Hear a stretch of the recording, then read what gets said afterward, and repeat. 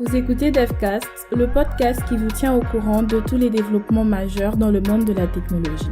Nous discutons des dernières nouvelles, tendances et innovations avec les principaux acteurs du secteur, qu'il s'agisse de développeurs, d'entrepreneurs, d'investisseurs ou de leaders d'opinion.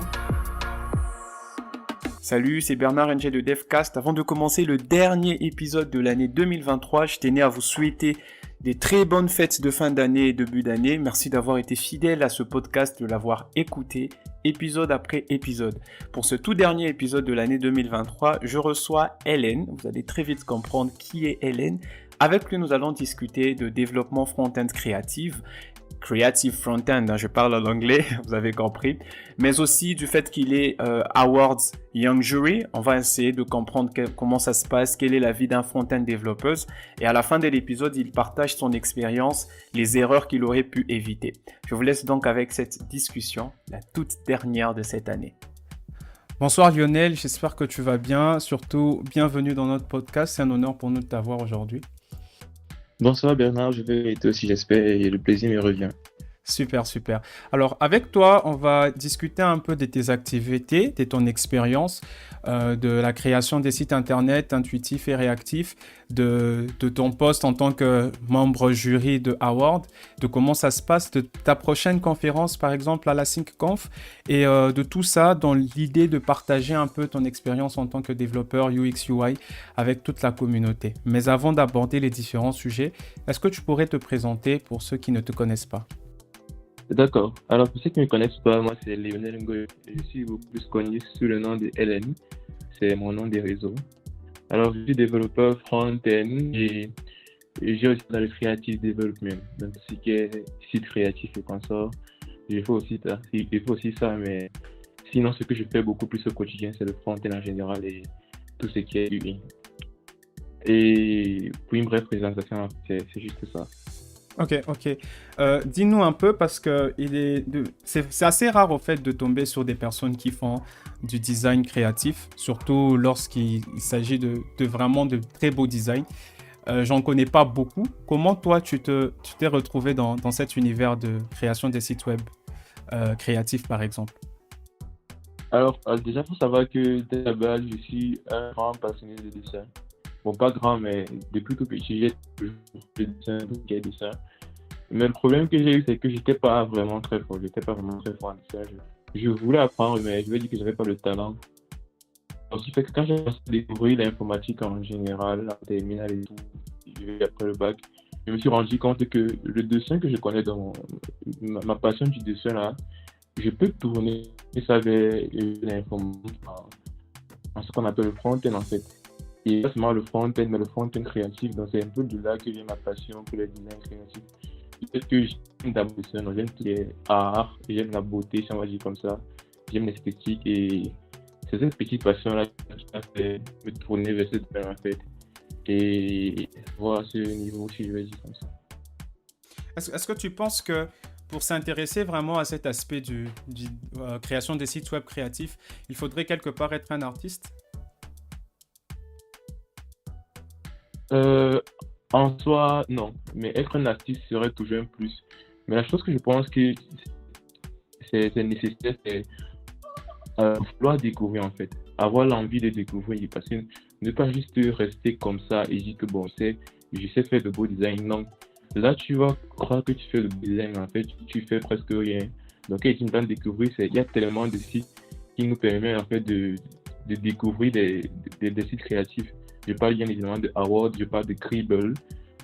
Quand je dis découvrir, c'est vraiment chercher, ne pas se limiter à soi-même, de chercher ce que les gens font, voir comment, de voir leur approche de design et de faire mélanger tout ça. Mais après, avoir l'esprit d'artiste peut encore t'amener loin dans certaines choses. Parce que quand tu vois certains sites, tu te dis que non, celui-ci a quelque chose que je n'ai pas, il a un œil que je n'ai pas. Et un plus. Mais à la base, c'est pas ça qui compte, c'est plus avoir envie de découvrir, de pas rester dans sa zone de confort, si je veux dire comme ça. Alors, du design créatif au front-end, généralement, toi, tu travailles sur quel type de projet? Et surtout, parce que je vois souvent, est-ce que les sites créatifs, c'est vraiment des sites qu'on met en production pour des vraies entreprises? Ou généralement, quand je fais des tours sur Award, j'ai plus l'impression que c'est beaucoup plus des sites qui sont conçus pour montrer un peu ses skills en design, en front-end. Mais est-ce que toi, tu as déjà eu à travailler sur un site créatif qui a pour quelqu'un, une entreprise ou un particulier, et qui est en ligne aujourd'hui, par exemple, en production? Voilà. Moi particulièrement, non. Et c'est pour ça que j'ai dit au début que je suis normalement front-end de profession, ce que je fais au quotidien, mais je fais le creative development vraiment dans mes temps libres et j'ai envie de grandir dans cela. Parce que ce qui est probable de créatif, ou du moins c'est le front-end créatif, c'est que c'est pas vraiment un truc réservé au grand public, c'est dit comme ça. Comme toi-même, tu as bien pu voir sur Award, c'est pas toujours des trucs qui sont pour les entreprises, c'est beaucoup plus pour montrer à quel point on est capable d'aller, de faire des trucs vraiment fun. Mais je veux dire, des années, il y a beaucoup de tendances des entreprises qui veulent cela en fait. Et moi, pour avoir ces entreprises-là à la main, il faut être extrêmement fort. Donc, c'est aussi ça le blocus entre le développement créatif. Si tu ne veux que vivre du développement créatif, tu dois être tellement fort. Quand je dis fort, c'est vraiment être inspiré, de savoir découvrir, savoir pousser les limites, parce que c'est rare de voir 5 sites awards qui se ressemblent. Non, il y a toujours des personnes qui démarquent. C'est vraiment ça le plus dur en fait.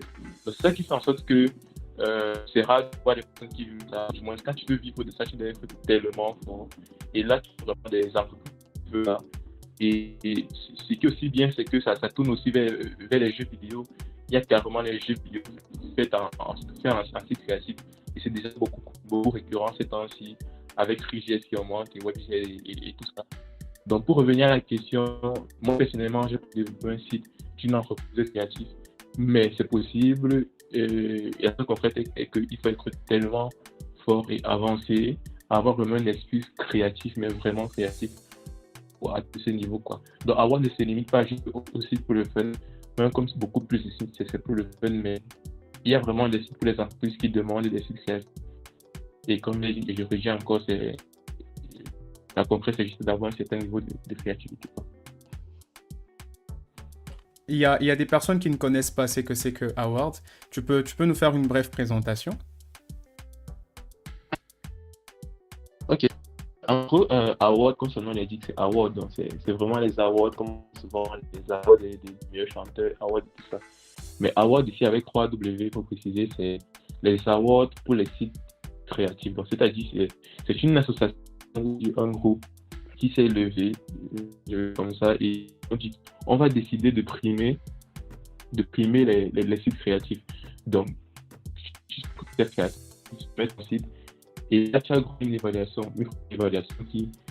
qui voit si ton site mérite d'être présenté sur la plateforme. Là, c'est la première étape. La deuxième étape, maintenant, on a ce qu'on appelle la mention honorable. Donc, ça c'est quand ton site a une note de 6,5 sur 10, on va dire comme ça. De 6,5 sur 10 attribué par les jurys. Ton site a ce qu'on appelle une mention honorable c'est le deuxième cap. Puis maintenant, on a un troisième cap qui est ce qu'on appelle les sites of the day. C'est vraiment tous les sites qui ont été nominés. Je prends le meilleur site du jour là, il est site of the day. Et ainsi de suite, on a le site of the month, on a le site of the year. Donc, en gros, Award permet de primer les créatifs en fait, avec ces différents prix qui c'est être nominé d'abord, puis mention honorable d'un site, plus site of the day, site of the month, ensuite site of the year. Après maintenant, on récompense aussi les développeurs en soi. Donc, combien de développeurs a eu au site of the day, on le recommence. Il y a ce qu'on appelle le meilleur développeur de l'année, ainsi de suite. Donc, c'est vraiment une organisation qui essaye de promouvoir les sites créatifs, pas seulement les sites, mais aussi les développeurs qui sont derrière et donner certains prix. Ok, c'est très intéressant tout ça. Et depuis février 2023, tu fais partie des Young Jury. Tu peux nous expliquer un peu ton expérience, comment ça a commencé, comment tu te retrouves dans ce jury des personnes de Award, qu'est-ce qui se passe derrière, est-ce que c'est une proposition, est-ce que tu candidates? Tu peux nous raconter un peu comment tu es devenu au fait Young Jury de Awards? Ok, bon déjà, je pense qu'en novembre 2022, comme ça, j'ai reçu d'amis, une demande de connexion. C'est un jury award. On a eu une petite création et tout. Et du coup, il m'a proposé si est-ce que je vais être avant. Et j'ai dit, ouais, c'est autant pour moi. J'ai dit, ouais, pourquoi pas. Et du coup, il m'a envoyé un lien. Dans le lien, là, c'était juste un petit formulaire où tu parlais de toi et tu montrais tes quelques réalisations. Il faut savoir que les Young Jury Awards, on les fait chaque fin d'année. Donc, du coup, j'ai soumis la candidature qu'il m'a envoyée avec mes réalisations, petites réalisations que j'ai fait. Et puis en février 2023, j'ai été élu, c'est comme ça. Ça, c'est côté élection. Maintenant, comment ça se passe? C'est que en gros, un canal, c'est là où il y a tous les jury awards. Donc, souvent, on discute un peu du développement et tout. Et une bonne communauté parce que il y a aussi un peu d'aide, il y a des personnes qui ont fait des demandent leur avis.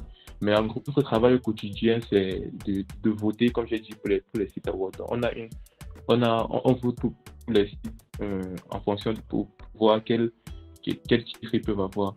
Par site, on nous délègue 10 sites à voter. 10 à voter maximum. Donc par jour, c'est pas obligé, mais si tu veux voter, tu dois voter 10 sites maximum. Maintenant, la récompense, c'est que déjà, il faut savoir que pour soumettre un site award, on paye. Et on paye $65. Donc maintenant, nous, on a une soumission gratuite. Donc en fait, après 200 sites votés. Donc si tu votes 10 pendant un jour, tu as une soumission gratuite. Donc c'est un peu ça la récompense, on va dire, budgétaire qu'on a. Mais sinon, derrière ça, c'est vraiment rien. On a une visibilité. On a les contacts des jury awards via Slack. Donc on est en échange direct avec les jurys via Slack. Et c'est une visibilité sur la plateforme Award.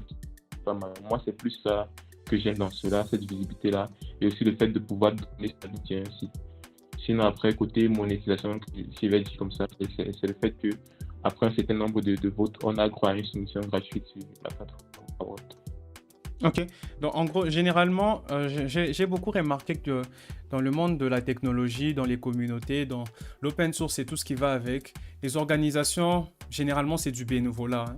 Généralement, tout ce qu'on fait, les positions qu'on pourrait avoir, c'est souvent du bénévolat.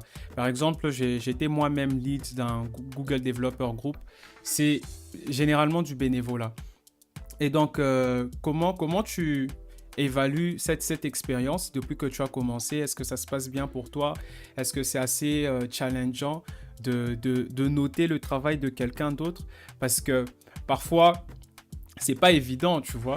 Quand tu connais tes compétences à toi et tu es face au travail d'une autre personne, quelles sont les questions que tu te poses? Qu'est-ce que tu regardes en premier pour arriver à donner une note au travail d'une autre personne en tenant compte au fait de sa créativité, tenant compte de tous les efforts, de toute la recherche qu'il met dans le travail qu'il fait? Qu'est-ce qui t'intéresse en premier? Voilà, déjà, c'est ce point, il faut dire que Award nous facilite un peu la tâche. D'après ce que Award veut qu'on note sur 3 points. Sur 4 points autant pour moi. Et 4 points qui ont... ce qui compte le plus pour Award, c'est le design. C'est-à-dire que tu dois donner une note design sur 10. Ensuite, ce qui compte sur Award, c'est la créativité. Donc, on a le design, on a la créativité, on a l'usabilité, donc l'usabilité, et ensuite on a le content. Donc voilà les 4 points que Award veut qu'on pousse. 4 points ne sont pas à mesure et égales en fait. Donc le design compte plus, et ensuite la créativité, ensuite l'usabilité, ensuite le contenu. Donc 7 sur 10 le design vaut plus que 7 sur 10 en créativité en fait. Donc en gros déjà ce sont ces 4 points qui nous permettent de maintenant, côté design, c'est souvent plus facile à noter. C'est le point le plus facile parce que c'est vraiment design. Tu vois, est-ce que ça respecte certains nombres de design? Est-ce que les couleurs sont bien utilisées? Est-ce que la police qui l'utilise va bien avec son site et tout? Mais le côté qui est important, c'est la créativité. Parce que la créativité, c'est souvent dans le détail. Genre, je peux voir un site à vue de c'est tellement laid. Bon, non, laid, c'est pas le mot, autant pour moi, désolé. Tu veux dire peut-être que c'est tellement basique en fait. Mais c'est, par exemple, quand tu commences à scroller, que tu vois certaines interactions qui se passent, mais tu dis que mais qu'est-ce qui se passe là? Quand tu cliques sur un petit bouton, tu vois ce qui se passe. Bon, en fait, c'est souvent ça, c'est souvent ce qui est dû à voter parce que tu peux souvent donner un mauvais vote en créativité, mais que tu n'as pas vraiment exploré tout le site en fait en question. Tu n'es pas vraiment entré dans les détails. Et c'est ça la créativité en fait, c'est vraiment les détails en site tellement créatif. Bon, nous passer la tâche dans ce sens dans la mesure où généralement quand tu soumets ton site sur Award te demande de mettre les éléments où est-ce que le jury doit aller en fait. Donc si tu sens qu'il y a un élément ici que un jury ne va pas voir, un jury ne va pas lui, ça serait mieux que tu le mettes dans la description aussi pour qu'on sache que bon, à ce niveau, il y a cette interaction c'est une interaction en fait. Donc en gros c'est un peu ça. Maintenant côté usabilité c'est vraiment est-ce que le site ne bug pas, est-ce que les animations sont bien faites, est-ce que ça ne rend pas trop. Et côté content c'est le plus facile encore parce que c'est juste le contenu. Est-ce que le contenu est fait et tout. Ok. Donc c'est un peu ça. Ok. Est-ce que quand vous faites, quand vous notez ou votez pour les sites, c'est de manière anonyme? Non, pas anonyme. Mais les votes sont gardés uniquement pour les jurys. Comme je l'ai expliqué au début, il y a beaucoup de phases. Il y a la phase où on nomine ton site. La phase où tu as la mention honorable et la phase où tu as le site of the day. De nominer ton au site of the day, tu ne peux pas voir les votes que les jurys ont accordés. Okay. Donc c'est anonyme pour toi, mais les jurys savent les votes qui sont donnés. Les votes sont rendus publics uniquement si tu as le site of the day. C'est uniquement sur le site of the day qu'on met tes votes publics sur toute la plateforme. Genre, tu vois vraiment le monde donné. Mais sinon, en deçà de ça, du site of the day, les votes sont anonymes. D'accord. En pour dehors... le public, en fait. Ok, d'accord. En dehors de tout ça, j'ai aussi remarqué que tu travaillais beaucoup dans l'open source. Il y a un projet qui nous a beaucoup intéressé avec la communauté, c'est World Portfolio. Généralement ici, c'est beaucoup plus que tu as commencé avec le Cameroun, je crois. Et tu peux nous expliquer un peu l'idée du projet, comment t'es venue cette idée et comment se passe le développement aujourd'hui? L'idée est venue d'un tweet. C'était en 2022. C'est venu d'un tweet où une personne a demandé est-ce que c'est un Camerounais, il a fait un tweet du genre que vous n'aurez pas un lien où je peux voir différentes inspirations si je fais mon portfolio en fait. C'était ça sa question. Est-ce que, bon, il voulait faire son portfolio, il n'avait pas d'inspiration, il voulait voir s'il y a un recueil de portfolio où il peut consulter. Et j'ai vu le tweet, et je sais plus trop ce que j'avais commenté, mais c'est dans la mesure où moi je connais, mais ce serait vraiment cool de développer cela en fait, de développer une plateforme où les développeurs camerounais peuvent faire portfolio. Et c'est comme ça que j'ai commencé. Le jour J, c'était vraiment rien de compliqué. Le jour J, j'ai commencé à développer. J'ai demandé à quelques contacts, encore manuel, à quelques contacts de m'envoyer le portfolio, histoire d'avoir des données fixes quand même pour pouvoir développer. J'ai eu près d'une vingtaine de portfolios. J'ai fouillé un peu quelques sites et j'ai eu un design assez cohérent. J'ai commencé à développer cela. Et puis, je crois le lendemain, j'ai publié ça. Et beaucoup d'engouement même. Puisqu'à la base, c'était vraiment afficher les portfolios qui avaient rien, il n'y avait pas de filtre, rien de tout ça. Il y a eu de l'engouement, le projet était open source, les gens contribuaient à acheter certains trucs. C'était cool. J'ai maintenant créé une issue, une personne qui va acheter le portfolio. Et on a eu beaucoup de personnes qui ont ajouté, beaucoup. On a appris au Cameroun. Et maintenant, la problématique qu'il y a eu, c'est que j'ai eu deux personnes en France et une personne au Bénin qui ont dit est-ce que c'est seulement réservé au public camerounais? J'ai dit oui, donc désolé. Mais après, je me suis dit pourquoi pas élargir cela en fait. C'est vrai que l'idée de base, c'était le des Camerounais, mais c'est possible d'élargir cela en fait. Mais regardant le site principal serait un truc pour les portfolios camerounais. Alors, je me suis lancé. J'ai fait en sorte que on passait d'autres pays, mais sinon, la page d'accueil, c'est pour les Camerounais. Et là, tu as une possibilité de choisir les portfolios des autres pays. Et c'est comme ça que j'ai commencé à développer. Et beaucoup de personnes ont soumis leur site. Actuellement, ici, je crois qu'on a plus de 120 portfolios avec des pays, Cameroun, Togo, Bénin, RDC. Il y a même les Indes, il y a les États-Unis. Ouais, c'est beau. Et c'est un peu comme ça que c'est passé. C'est vraiment parti d'un tweet et l'idée est arrivée comme ça. Ok, c'est très intéressant de voir un peu l'apport que tu as avec la communauté et surtout un autre projet que j'aimerais aborder avec toi, c'est LNUI. Tu peux nous en dire un peu plus. En fait, on va un peu parler de tous tes projets. Comme ça, on essaie de faire comprendre à la communauté l'apport que tu as dans l'open source au niveau africain, ce qui est très important. Et justement, le but de ce podcast, c'est non seulement te donner cette visibilité-là, mais de faire comprendre quels sont les avantages, quelque part, de contribuer énormément à la communauté avec des outils comme Charuko qu'on va bientôt explorer avec toi. Alors, c'était quoi l'idée de LNUI? Je suppose que tu voulais donner la possibilité de créer des nouveaux composants avec un très beau design et tout ce qui va avec. Mais l'idée, au-delà de ça, comment aujourd'hui tu gères le développement de tes différents projets? Est-ce que ça continue d'être supporté par la communauté? La problématique que moi j'ai eue personnellement avec le développement de projets open source communautaires, c'est que je me retrouvais dans une situation où je suis le seul à maintenir le projet. Et c'est vrai que les gens peuvent contribuer, c'est vrai que les gens peuvent créer des issues, parfois des pull requests, mais c'est assez rare. Mais je me rends compte que je suis le seul à contribuer et à faire évoluer le projet d'une certaine manière. Alors, je ne sais pas si c'est la même problématique que toi, tu rencontres de ton côté avec tes projets et surtout, comment tu gères le développement de tes projets open source.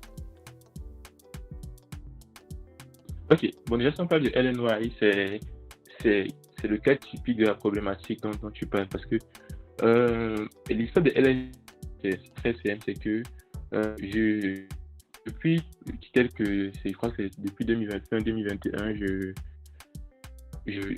fais de petits sites pour le fun, comme ça je publie. Et du coup, beaucoup de personnes m'ont demandé, est-ce que ce serait pas bien que tu crées une sorte de librairie où tu vas mettre tous les petits composants que tu as déjà eu à faire et mettre dedans. Et mettre sur un site et les personnes pourront venir copier-coller. Un peu comme ChatCNY. Je sais pas si tu connais ChatCNY. C'est la logique. Et je me suis dit, ouais, pourquoi. Ouais, bon, enfin, c'est pas grave. Mais ça va. Et je me suis dit, bon, ouais, pourquoi pas faire cela en fait. C'est là où j'ai commencé LNY. Je savais pas vraiment par où commencer, mais la base, c'était vraiment genre. C'est rien de compliqué. Je crée juste un composant HTML et un fichier. C'est que tu copies les deux et tu colles dans un projet, ça marche. Et si possible, ajouter React au fur et à mesure et peut-être Vue. Donc c'était juste ça le but. J'ai commencé, j'avais vraiment au début vraiment motivé, j'ai commencé. Mais après, c'est mort. Parce que c'était mort. Vraiment, j'étais en manque d'inspiration déjà pour le design. Du coup, j'ai fait un appel à l'aide à un designer free sur Twitter si c'est possible de m'orienter un peu côté design, de me fier au projet que j'ai déjà fait, mais qu'on ait quand même une sorte de côté design pour faire ça en fait. Il y a 3 personnes qui sont signalées, j'étais super content. Après 2-3 apparemment leur engouement est parti, c'est bon, ça, du coup, je me suis trouvé tout seul. Et voilà, c'était un peu compliqué parce que j'étais un peu perdu, c'est vas-y comme ça, et la motivation est un peu partie. Donc actuellement, c'est un projet en stand-by, mais j'ai vraiment envie qu'il voit le jour, donc qui est une première version utilisable. Actuellement, mais c'est pas utilisable en tout cas. C'est pas un projet que je peux aller apprendre de personnes. Mais c'est en cours, c'est en stand-by, mais ce serait en cours prochainement peut-être. Et c'est un truc que je ferai le jour, en tout cas. Ouais, je vois aussi que c'est aussi ça parfois la problématique avec les projets un peu créatifs. Parce que je me rappelle qu'il y a 2 ans à peu près, 2021, avec un ami, Meshach Irung, on a lancé Tailwind UI. C'est vraiment une librairie, un ensemble de composants web fait avec le framework, la librairie Tailwind CSS. Et c'était ouvert, open source à tout le monde, contribuer pour ajouter des nouveaux blocs et tout. En tout cas, c'est comme ça qu'on voyait le projet. On voyait vraiment une librairie de composants ouverts à la communauté et la communauté pourrait rajouter des différents composants. Mais avec le temps, on s'est rendu compte qu'on était les seuls contributeurs principaux et vu que c'était notre site et on devait le maintenir en même temps, donc on s'est rendu compte qu'en fait qu'on était dans une boucle où voilà, on nous demandait des nouveaux composants et c'était à nous de développer ça. Et on s'est dit, apparemment, la communauté n'est pas trop active à ce niveau-là. Donc, je ne sais pas trop si c'est vraiment les genres de problématiques qu'on a, par exemple, dans nos communautés en RDC. L'apport à l'open source est encore un peu retardé, si je peux le dire comme ça. C'est assez difficile de voir une communauté s'assembler, de travailler sur un projet en commun. Ça commence à venir, mais ce n'était pas évident à l'époque. Et donc, on a laissé les blocs open source tels quels et aujourd'hui, les gens peuvent toujours les réutiliser, les ajouter. Mais on s'est réorienté vers une approche beaucoup plus intéressante où on pourrait implémenter directement nos composants dans des projets React, Vue, etc. etc. Et tellement que la communauté n'a pas vraiment participé à ce niveau-là, peu importe la communication qu'on fait. C'est pour ça que je voulais m'intéresser un peu à comment toi tu gères ce côté-là, parce que c'est toujours intéressant de voir. J'ai vu qu'il y a énormément d'engouement sur tes projets open source, donc ça serait intéressant que tu nous dises un peu comment tu communiques, comment tu fais le marketing entre guillemets pour appeler beaucoup plus de contributeurs à la construction d'une solution, tu vois. Donc aujourd'hui, la difficulté que nous on a, c'est justement ramener des contributeurs sur le projet. On a énormément d'utilisateurs. Notre site, il a plus de 10 000 utilisateurs par mois. C'est-à-dire qu'on utilise nos blocs, on les copie, on les colle, mais personne n'y contribue. Alors, si tu étais dans la même situation que nous, comment tu aurais géré ça? Surtout que tu travailles un peu beaucoup plus sur des projets open source qui ont quand même de l'engouement.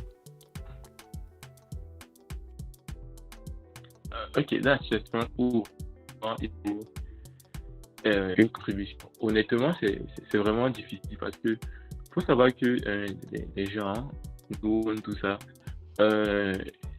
d'après des personnes que j'ai à côtoyer, à parler de l'open source et tout, c'est vrai que l'open source c'est bien, mais dans la tête de certaines personnes, je dis toujours que bon, c'est vrai c'est l'open source, mais c'est le projet tel en fait.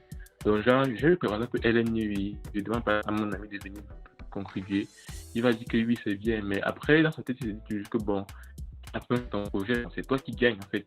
Et c'est là premièrement qu'il faut enlever. C'est pas parce que c'est moi qui ai eu l'idée du projet, c'est pas parce que le repo est sur mon compte GitHub que c'est forcément le mien en fait. Parce que c'est une problématique que les gens ont parlé de ça. C'est comme ça qu'ils voient les choses, que si le projet pèse à la fin, on va dire que bon, c'est ton nom qui est en grand écran parce que c'est toi qui as eu l'idée. Et c'est ça qui freine un peu les gens. Donc moi je pense que c'est premièrement essayer d'avoir cette mentalité CVJ comme ça, de que c'est pas parce que c'est moi que c'est forcément mon projet. C'est pas un projet pour moi, c'est un projet pour toute une communauté, tout moins pour tout le monde en fait. Et maintenant, un autre truc aussi que je pourrais faire par exemple, parce que j'ai eu à regarder Taluis, je sais pas si tu prononces bien, Taluis, j'ai eu à regarder ça, c'est tellement beau. Et c'est vrai que c'est pas que il a utilisé les composants, mais j'ai eu à regarder le site et les composants qui posent et tout. Et je me dis par exemple, ça serait bien d'avoir par exemple des petits goodies, c'est pas les bracelets, Taluis, des petits t-shirts, et faire en sorte que chaque puissant te donne un petit goodies. Je dis cela parce que c'est ce que, je sais pas si tu connais OSS Cameroun. OSS Cameroun, OSS Cameroun, c'est ce qu'ils font en fait. Donc à chaque pull request que tu fais d'un projet OSS Cameroun, il y a ce qu'on appelle les IOTA. Donc en fait, tu pull request, tu gagnes ce terme de IOTA, c'est l'argent en fait. Mais c'est l'argent, c'est leur argent. Donc par exemple, et maintenant, OSS Cameroun a des produits comme par exemple le t-shirt OSS Cameroun. Pour avoir le t-shirt OSS Cameroun, il ne te faut pas 10 000 francs, non, il te faut 10 IOTA. Donc si tu as l'argent, tu prends le t-shirt. Et si tu as 10 IOTA, tu as le t-shirt. Et c'est pas tu veux dedans. Et pour avoir les IOTA, il faut faire les pull requests. Et pour faire les pull requests, c'est normalement contribuer au projet de la communauté. C'est des livres, par exemple, je pense que c'est un livre futur, des livres comme ça. Donc, c'est un livre, on ne te demande pas l'argent, on veut juste que tu aies une production pour avoir un numéro de IOTA et pour ce que tu veux. Donc, ça peut aussi être une petite motivation pour une personne. Je veux par exemple un livre pour apprendre le C. Je vois que tu as lu ce livre-là et j'ai pas envie de dépenser l'argent. Alors, quand si tu as lu, j'ai l'argent, j'ai un certain nombre de iota, il va payer ça comme ça. Et puis, il y a un peu de tâches. Moi, je pense que c'est une approche plutôt bien. Ça marche plus ou moins sur OSS Cameroun. Donc, pourquoi ça prend un autre rythme en fait? Et c'est vraiment une très bonne approche. J'ai rejoint OSS Cameroun depuis un moment, hein, quand j'ai cherché un peu à me connecter aux autres communautés africaines francophones. Et j'ai remarqué aussi leur intégration de Telegram. C'est quelque chose qui m'a vraiment plu. On a carrément fait aussi la même chose dans notre communauté. Donc, pourquoi ne pas penser à ça? C'est quelque chose de très intéressant. On va y réfléchir et voir comment implémenter ça. Bon, comme c'est open source aussi, pourquoi pas forquer ce qui a déjà été fait et voir comment évoluer avec. Alors, le projet sur lequel on va discuter, c'est vraiment le projet qui m'a beaucoup intéressé dans ce que tu faisais, et surtout en termes de qualité de production pour un projet open source, c'est assez rare.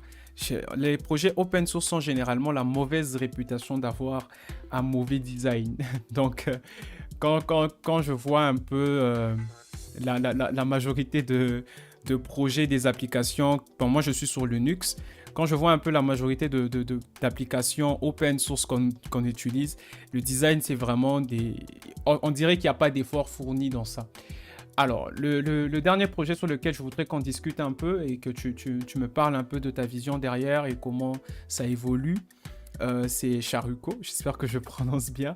Et tu pourrais un peu nous expliquer l'histoire derrière. Parce qu'aujourd'hui, tu intègres 3 fonctionnalités dans Charuko. Tu intègres les formulaires, les liens et les partages de code snippets. Donc, dis-nous un peu comment ça a commencé, quelle est l'histoire derrière et comment ça évolue aujourd'hui. Ok, l'histoire de Charuko est assez simple, rien. C'était en mars 2023, début mars 2023. Donc, on a entreprise en ce temps. Et du coup, j'étais en train de développer tranquille et j'ai eu un petit blocus. Et du coup, j'ai appelé mon collègue qui est un peu plus fort que moi, je vais dire comme ça. Du coup, je lui ai présenté mon blocus et il m'a écrit une petite fonction comme ça résout le problème. J'ai dit waouh. Et quand j'ai vu la fonction écrite, je me suis dit, ça peut me servir plus tard, mais le plus tard, là, ça peut arriver que je ne sois pas prise. Donc, je n'aurais plus forcément le code en tête, vu que j'aurais plus accès, par exemple, au repos d'entreprise. Mais comment je fais pour avoir le code là, si j'ai besoin de ça demain? Et c'est comme ça que c'est fait. J'ai dit, pourquoi pas créer une plateforme où des développeurs pourraient venir stocker des petits bouts de code qu'ils ont trouvé utiles pour faire un petit besoin spécifique. Avec 2 possibilités, soit les garder en privé si c'est tellement confidentiel, ça se pour eux-mêmes, soit les garder en public et que tout le monde peut venir et avoir besoin de code en fait. C'est comme ça que je me lance dans Charuko. Je cherche, je set up le projet, je lance le code. Je crois qu'après 2 semaines, j'ai eu un MVP. Le MVP était simple, c'était juste de créer les codes et les rendre publics. À ce moment-là, il n'y avait pas encore les codes de créer. Tu ne pouvais pas supprimer un code, tu ne pouvais pas mettre à... C'était juste avoir le MVP, voir comment les gens pensent en fait. Et c'est là que sur Twitter. J'ai fait le post sur Twitter et sur LinkedIn pour présenter un peu.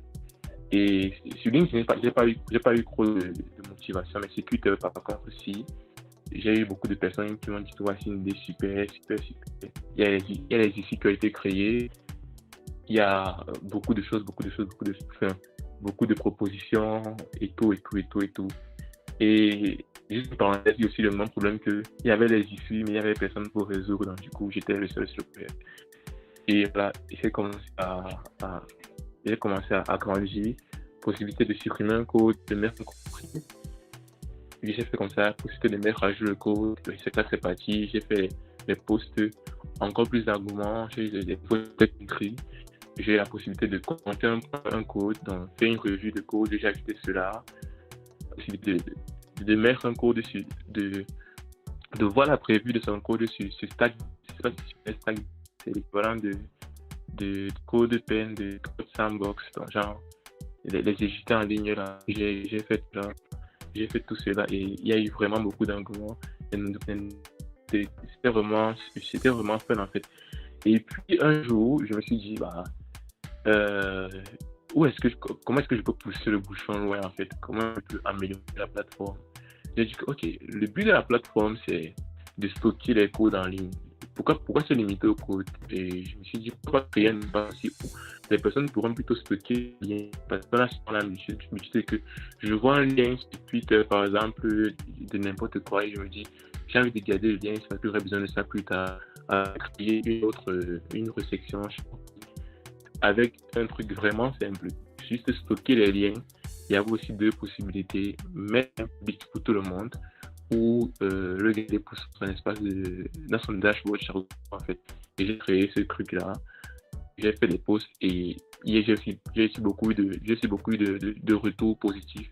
Pas trop de commentaires parce que c'était vraiment un truc simple. Et maintenant, pour Charocon, c'est un peu compliqué parce que faut savoir que sur Wordfolio, avant, la seule manière d'ajouter son portfolio sur Wordfolio, c'était de soumettre une pull request. C'était la seule manière d'ajouter son portfolio. Alors, j'ai eu beaucoup de personnes qui m'ont dit que c'est pas tout le monde, c'est vraiment chiant de pouvoir ajouter son portfolio, je partis, je fork le projet, aller sur ta machine, ajouter mon nom, refaire la pull request et tout. Yeah. Du coup, on m'a dit pourquoi pas créer plutôt un formulaire où pour remplir les informations et directement s'ajouter et tout. Ou du moins, si ça vient d'un côté, moi je peux ajouter tellement facilement vu que je suis admin. Et je vois pourquoi pas. Je voulais pas utiliser Google Docs, Google Forms, je sais pas pourquoi, mais juste comme ça. Et j'ai essayé Notion Form. Et ça ne m'a pas plu, je sais pas pourquoi, juste comme ça. Alors j'ai dit, pourquoi pas créer un formulaire où je pourrais pourquoi pas créer un espace où je pouvais créer un formulaire, rendre public le formulaire en ligne et les gens pourront répondre au formulaire et moi je récupère les données chez moi. Je me suis dit, ça serait cool. Alors j'ai décidé de lancer Charocoform avec pour but de pouvoir créer des formulaires, pouvoir publier en ligne, récupérer les réponses, les exporter en PDF si on veut et avoir les réponses en fait. Et c'est pour ça que je lance Charocoform. Donc je lance Charocoform premièrement parce que je voulais un formulaire pour pouvoir ajouter un portfolio sur votre portfolio. C'est ça la raison de lancer Charocoform. Yeah. Et c'est comme ça que ça a été un peu compliqué parce qu'il y a un truc, la gestion des trucs. Et bon, bref, ça a pris un temps. Je pense que c'est un peu de 3 semaines avec quelques petits trucs que j'ai lancé. Et c'était vraiment cool. Actuellement, je suis à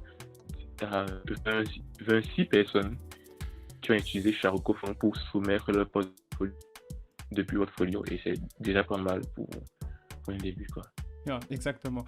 Et tu sais, en fait, c'est que je me rends compte, en fait, c'est au-delà au fait d'être front-end, là tu te retrouves en train d'être carrément full stack, tu vois, et c'est intéressant de voir les retours de la communauté par rapport à un produit que tu construis, et après ça te donne des nouvelles idées, et forcément, au départ, ce ne sont pas des compétences que tu as peut-être dans ta boîte à outils quotidienne et tu te retrouves à apprendre par exemple du back-end ou à utiliser Firebase et tout ce qui va avec, tu vois. Et généralement aussi, on dit ça souvent, on dit ça souvent des développeurs, c'est que quand un développeur n'aime pas un produit ou une solution qui existe déjà, bah carrément, il refait un peu la sienne et c'est exactement ce que tu es en train de faire. Ouais. Et c'est vrai qu'avec Google Forms et tout ce qui va avec...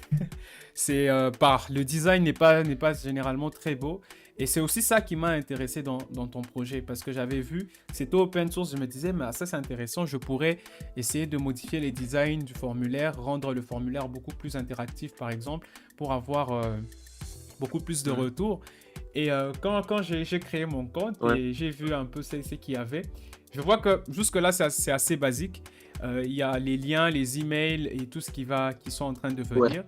Et je suppose que c'est assez de la charge pour gérer tout ça seul. Alors, comment tu prévois l'évolution de ce projet? Ouais, comment je prévois l'évolution de ce projet? Actuellement, le projet est open source. Techniquement, toute personne qui veut contribuer peut contribuer. C'est plus ou moins un peu difficile avec le temps parce que j'ai ajouté beaucoup d'outils, notamment Algolia, notamment Firebase. J'ai encore une autre outil que j'ai rajouté, je me rappelle plus. Moi, je peux checker ça. Mais en fait, c'est juste pour dire que actuellement, il y a, je vais dire, 2 personnes majoritairement qui contribuent tout ça. Il y a un développeur camerounais.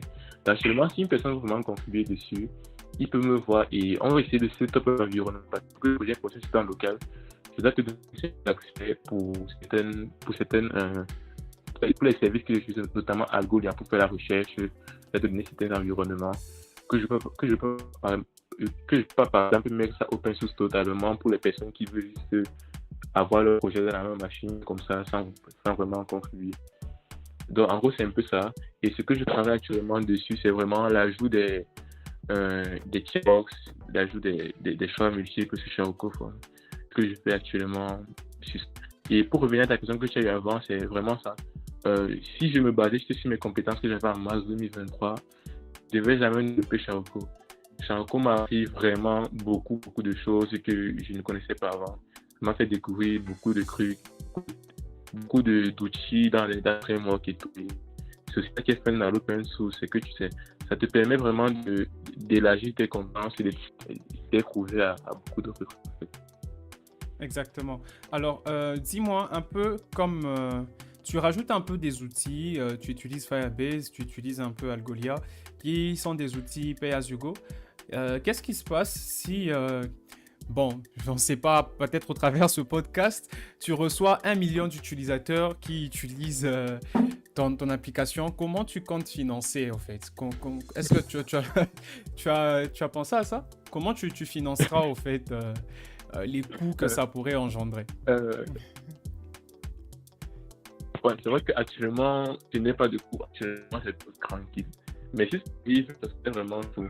Bon, il faut savoir que Charoko a un espace don. Donc, pour une personne qui veut faire un don, il y a un don. Actuellement, les dons sont à 4 $, 4 € autant pour moi, ce qui n'est pas mal. Et ce que j'ai aussi pensé, c'était beaucoup plus côté Charoko Form. Parce que actuellement, j'ai des productions. C'est vrai que je vais aller en production pour quelques qui avaient. J'avais développé l'idée de pouvoir payer depuis ton formulaire. Je vais prendre un cas typique. Une personne, par exemple, qui veut lancer une formation en développement web et du coup, savoir si les personnes sont intéressées. Et maintenant, dans sa formation, c'est par exemple 100 000, il veut prendre 100 000, oui. Et maintenant, lui, il dit que pour les personnes qui vont s'inscrire via le formulaire, donc il lance le formulaire bien avant. Vous pourrez payer 50 000. Donc, c'est-à-dire à la place de 100 000, vous pouvez par exemple payer 50 000, ou du moins, je veux couper l'inscription depuis le formulaire. Donc, pour prouver que les gens qui s'inscrivent depuis le formulaire sont vraiment intéressés par la formation. Donc, avant de saisir le formulaire, tu dois payer. Et maintenant, quand tu soumets ton formulaire, autant pour moi, celui-ci payer 50 000 €. Donc, c'est un truc que j'avais déjà ajouté, ça marchait. Mais j'ai enlevé en production parce que j'avais quelques soucis côté avec l'outil que j'utilisais pour gérer les paiements. Donc, en gros, c'est la possibilité de payer depuis les formulaires. Et je voulais le rentabiliser dans la mesure où, si tu veux ajouter cette option sur ton formulaire, je donne un petit coin, en fait, par exemple 1 €. Si tu veux qu'on puisse payer ton formulaire, en fait. Et c'est vraiment une fonctionnalité que je n'ai pas encore sur un outil de formulaire et ça pourrait être cool. Mais il y a tellement de petits détails qu'il faut régler avant de lancer ça vraiment en production. Parce que quand on parle déjà d'argent, c'est plus sur le open source comme ça. Quelqu'un peut venir payer 40 000. Après, quand il soumet son formulaire, l'admin lui voit que gars, tu n'as pas payé. Et là, c'est le problème. La faute doit venir. Il faut vraiment être sur ce côté quand on parle déjà d'argent. Donc, c'est actuellement pour Charoko, s'il arrive que je commente, déjà il y a la partie don, mais aussi ce que je prévois, c'est ajouter cette partie de paiement, ou du moins réajouter cette partie de paiement sur Charoko Form. Après, j'ai aussi des petites idées sur Charoko en lui-même, là mais c'est encore à revoir. Ce serait vraiment utile si une personne pourrait vraiment payer pour cela. Yeah. Je pense que ça sera intéressant parce qu'aujourd'hui, les outils des formulaires, en tout cas tous ceux que j'ai utilisés à ma connaissance, n'intégraient pas une fonctionnalité des paiements. Et c'est vrai que parfois, pour récolter de l'argent ou pour avoir des avis, bien évidemment, faire des paiements très rapides, tu n'as pas besoin de construire tout un site pour ça, intégrer un moteur de paiement. Moi, je suis développeur back-end et je te jure que parfois, tu as des projets qui sont extrêmement simples. Tu te dis, mais il n'y a pas un outil qui peut nous permettre de faire ça. À l'époque, il y avait Stripe, LinkPay, mais bon, Stripe et PayPal ne sont pas disponibles dans mon pays. Et tu vois que... Mais, ok, même au Cameroun. Et tu vois que c'est un peu limitant. Mais si on a des outils comme ça, je pense que la communauté et les entrepreneurs généralement les utiliseront sans souci. Alors, il y a autre chose avant qu'on commence à chuter un peu.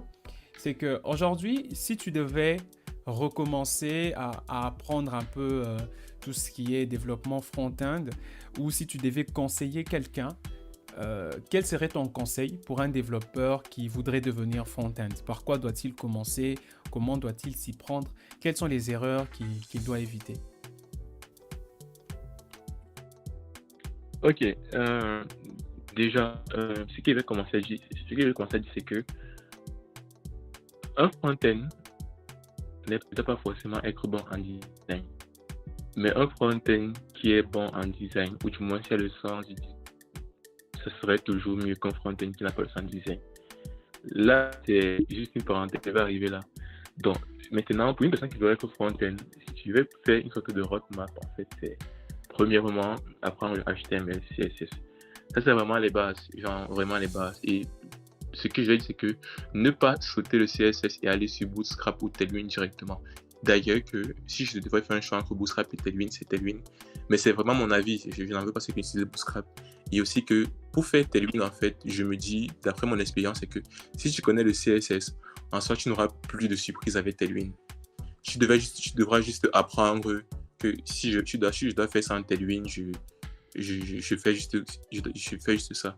Et après, ils ont une documentation tellement bien éclairée, bien faite que tu ne pourras pas te perdre. Donc, comme je disais, c'est HTML, CSS. Si tu veux utiliser un framework CSS ou une librairie, autant pour moi, je ne sais pas quoi, d'aller sur Tailwind. Et ensuite, maintenant, apprendre l'algorithme.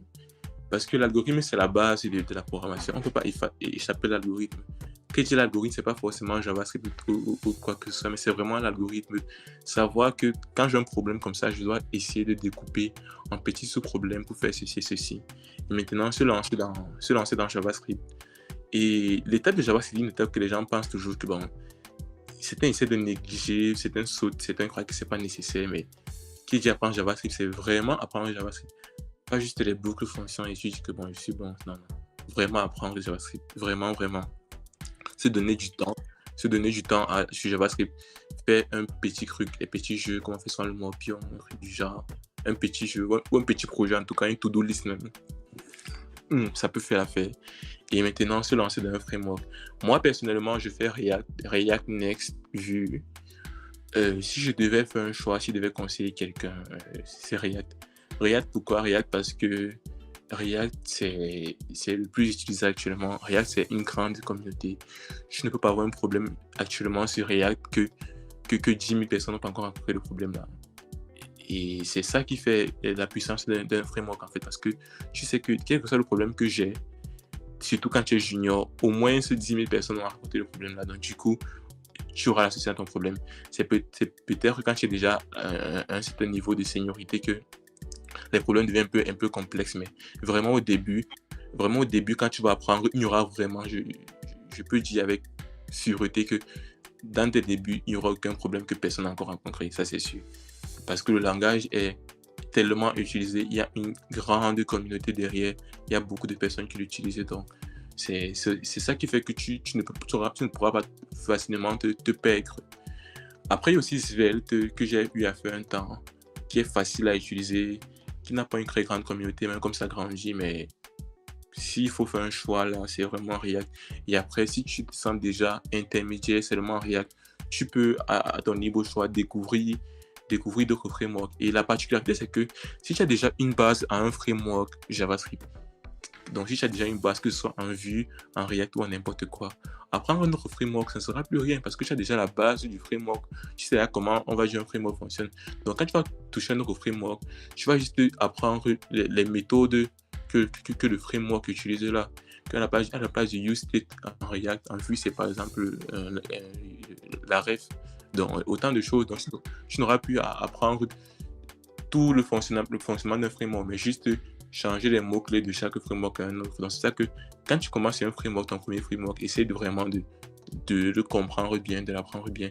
Comme ça, s'il arrive que même si tu switches un jour, tu ne recommenceras plus vers le début. Et je vais revenir sur ce que j'ai dit au début. Pas au début, mais au début de cette question, en fait, c'est que un front-end n'est pas forcément bon en design. Un front-end qui est bon en design sera toujours un plus. Donc, ce que je vais dire maintenant, c'est être ouvert d'esprit, découvrir, chercher. Lève-toi même chaque matin. Tu cherches, tu passes sur Google, tu lances un site quelconque, tu vois comment le site là est fait. C'est-à-dire, tu vois comment ils disposent le bouton, tu vois comment ils utilisent leur couleur, tu vois comment ils mettent le blanc sur le noir, tu vois les polices qu'ils utilisent. Et cela va renforcer ta force du design, en fait, de comment tu conçois tes interfaces. Tu n'auras plus forcément d'un designer à tes côtés pour faire tes projets personnels, mais tu auras une vision du design que d'autres front-end n'ont pas. Donc, vraiment être ouvert d'esprit, essayer de découvrir. Aujourd'hui, on a tellement de sites, comme j'ai dit au début du podcast, on a Award, on a Dribbble. C'est vrai que là, c'est vraiment créatif, mais Dribbble et aussi Figma Community, voilà, j'oubliais. Figma Community, qui est la communauté de Figma, où tu peux découvrir tellement de designs que d'autres personnes ont fait pour avoir ton inspiration à toi, pour avoir le sens du design. Seulement le sens, pas vraiment avoir des notions en design, pas vraiment apprendre l'UX ou tout ça, mais avoir quand même le sens de l'UI. C'est quand même ça l'important, de savoir que je ne peux pas mettre le vert sur le jaune, non, quand même, ça ne se fait pas.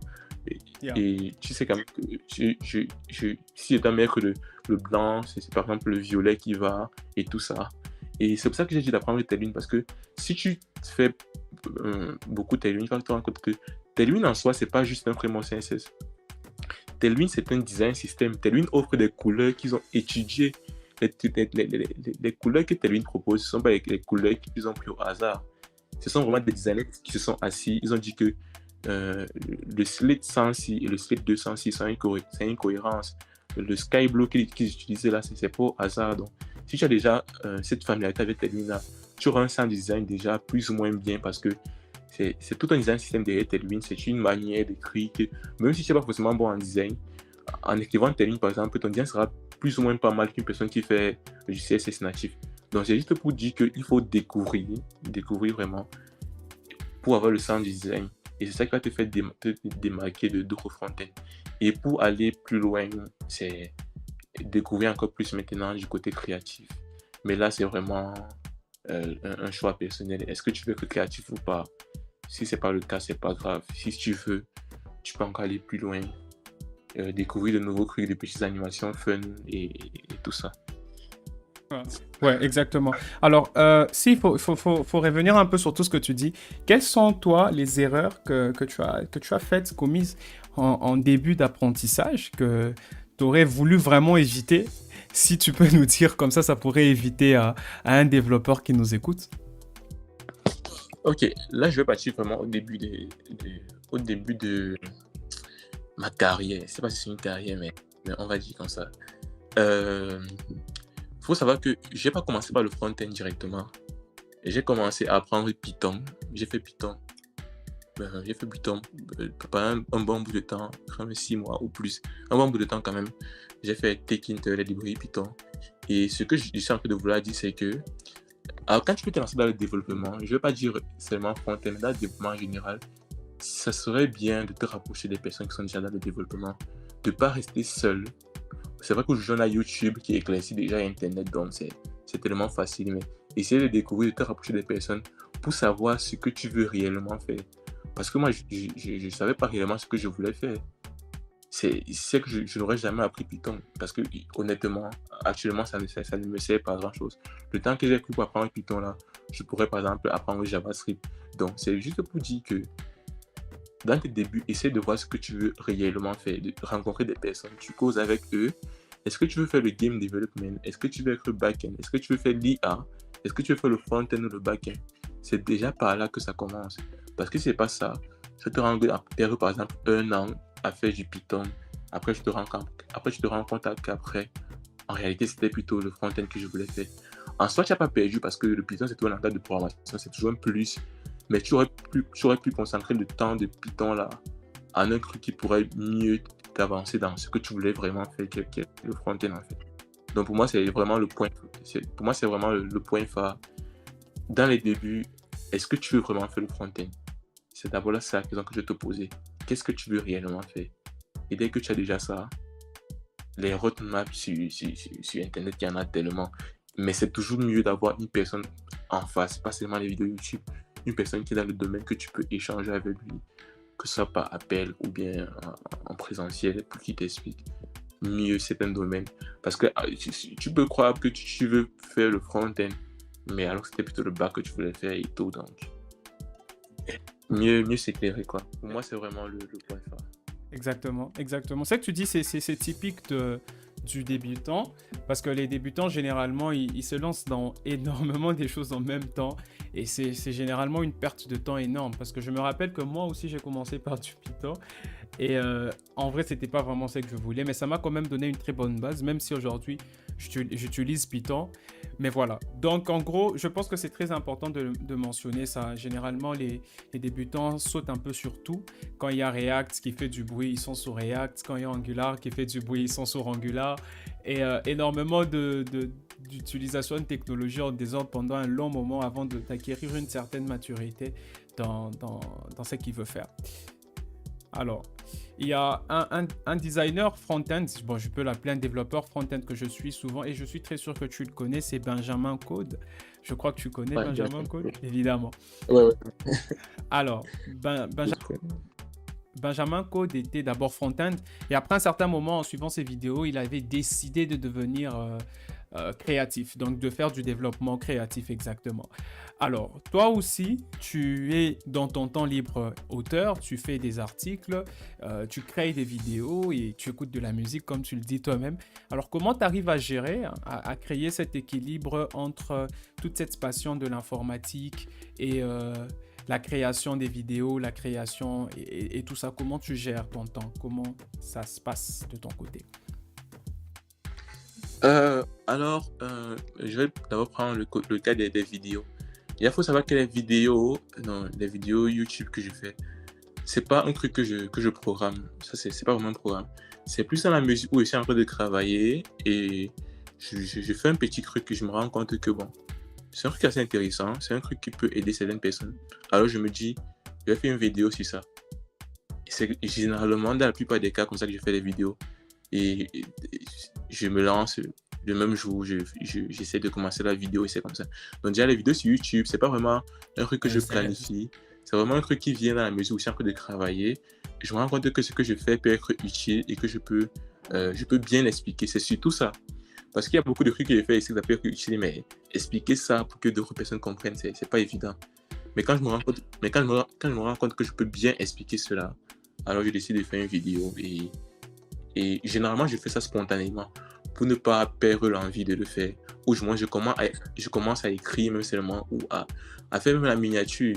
Parce que c'est qu'en voyant la miniature, même si je ne fais pas ça à ce moment, l'envie pourrait me venir. Donc je fais quand même un petit truc concernant la vidéo en tout cas, pour ne pas perdre l'envie de faire ça après. Après maintenant, côté musique et tout, là c'est vraiment un passe-temps. C'est souvent pour la musique, c'est vrai que des gens ne le font pas, mais moi j'écoute beaucoup de la musique en codant. Ça me déconcentre pas comme c'est je sais pas pourquoi, mais peut-être c'est comme ça et c'est un peu ça. Parce que nous aussi à Devcast, on s'était donné ce challenge-là de produire du contenu. Et c'est vrai que quand tu veux le faire de manière régulière, c'est énormément de pression.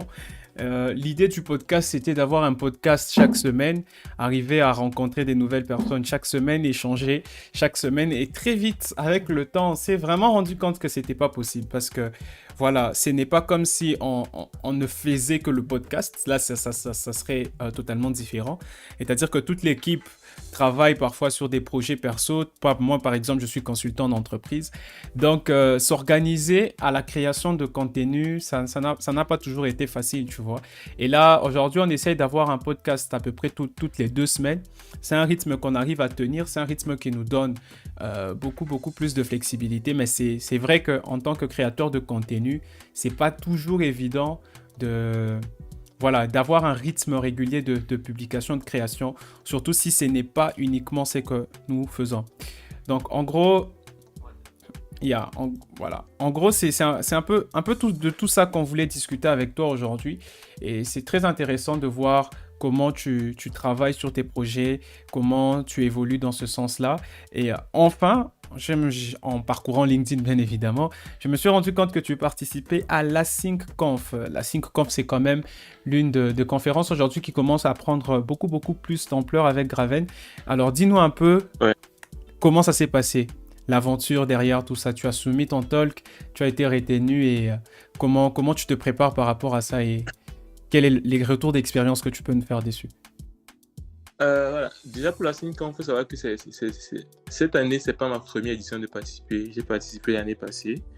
Et il faut savoir que l'année passée, contrairement à cette année, j'étais beaucoup très actif sur Twitter. Mais vraiment, genre chaque semaine, j'essayais de faire un petit truc. Donc j'avais beaucoup d'engouement à travers des youtubeurs. C'est même comme ça que je connais Benjamin Code et tout, parce qu'on a échangé et tout. Donc c'est à travers tout ça que j'ai eu plus ou moins la visibilité côté youtubeur. Et l'année passée, il y a Graven qui m'a contacté. Est-ce que tu voulais participer? C'est juste parti comme ça. Et j'ai dit oui, pourquoi pas. Et voilà. L'année passée, j'ai parlé de Tailwind, oui, de pourquoi Tailwind existe, pourquoi l'utiliser. Et ouais, c'est comme ça. Du coup, cette année maintenant, il est revenu vers moi. Donc, c'est pas nouveau, je vais dire comme ça, parce que j'avais déjà participé l'année passée. Donc, du coup, il m'a encore proposé et j'ai accepté. Comment je prépare? Actuellement, si je n'ai pas encore fini ma présentation. mais je vais la finir en tout cas. Je vais la finir, c'est pas un problème. Après, c'est pas quelque chose de très compliqué. C'est vraiment... Ça parle de la conception web. Donc, comment je conçois les sites et conçois avec les animations. Donc, c'est pas vraiment compliqué. Comment je prépare ça? C'est vraiment en soirée, j'essaie de chercher, d'avoir des petites ressources et d'écrire un peu sur mon Notion de comment je vais présenter cela. Ça me prend pas trop de temps et c'est pas aussi une grande tâche. Et ouais, ça c'est ça. Ok, super. Je ne savais pas que tu avais participé l'année passée. Je vais forcément aller regarder un peu les rediffs pour voir ce qui s'était passé. Et je pense que ça serait cool.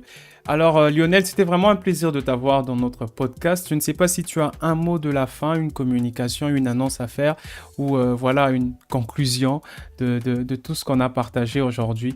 Si un développeur devrait retenir quelque chose de ce que tu fais en tant que développeur front-end, développeur créatif, si je peux le dire comme ça serait quoi? Ou un mot de la fin, quoi. Voilà, bon déjà je tiens à te remercier aussi Bernard. C'est pas aujourd'hui que j'entends parler de DevCast, c'est depuis un bon bout de temps et je vois plus ou moins le travail que vous faites, c'est remarquable. Je suis pas la première personne à le dire, je pense, et c'est un plaisir de participer à cela. Maintenant, pour mon mot de la fin à tous les développeurs, bon, en soi, je vais juste te dire que développer, c'est bien. Et pour qu'une personne soit vraiment capable de réussir dans ce domaine, il faut se donner, ne pas se décourager et avoir une discipline. Parce que tu peux être bien fort, mais vraiment fort, mais tu n'as pas de discipline. Et ça sera un problème. Peut-être pas maintenant, mais à long terme aussi. Donc, essayer d'être discipliné, de se donner des objectifs si possible, journaliers, ce qui est très dur, mais par semaine, hebdomadaire, ça fait l'affaire quand même. De se donner un certain cap à atteindre chaque temps pour maintenir la discipline et arranger dans le domaine et grandir en fait, et grandir dans le domaine quoi. Ouais, donc c'est un peu ça. Content, je vais le dire, je le redirai 100 fois. Ne soyez pas enfermés sur vous. Soyez ouverts, découvrez, essayez de découvrir tout les sites que vous voyez, essayez de découvrir, de creuser en détail, de vérifier les détails que les sites-là ont, comment ils organisent les designs et tout. C'est ça qui fera de vous un très bon front-end, en plus du front-end que vous êtes actuellement. Donc, c'est un peu ça, en gros. Exactement. Merci beaucoup pour ton temps. Merci pour ce partage et on se dit à la prochaine peut-être. Ok, merci à toi. DevCast est d'abord une communauté des passionnés de la tech, débutants comme professionnels qui se connectent pour apprendre et partager afin de progresser dans leur carrière. Rejoins-nous dès aujourd'hui pour ne manquer aucune de nos activités tech. Rendez-vous sur t.me/devcast. Merci d'avoir écouté cet épisode de DevCast. Nous espérons qu'il vous a plu. N'hésitez pas à le partager, à nous noter ou à laisser un avis sur la plateforme de podcast sur laquelle vous nous écoutez. Rejoignez la communauté et abonnez-vous à nos différents réseaux sociaux pour ne rien manquer. D'autres contenus sont disponibles sur notre plateforme. Le lien est dans la description. À la prochaine.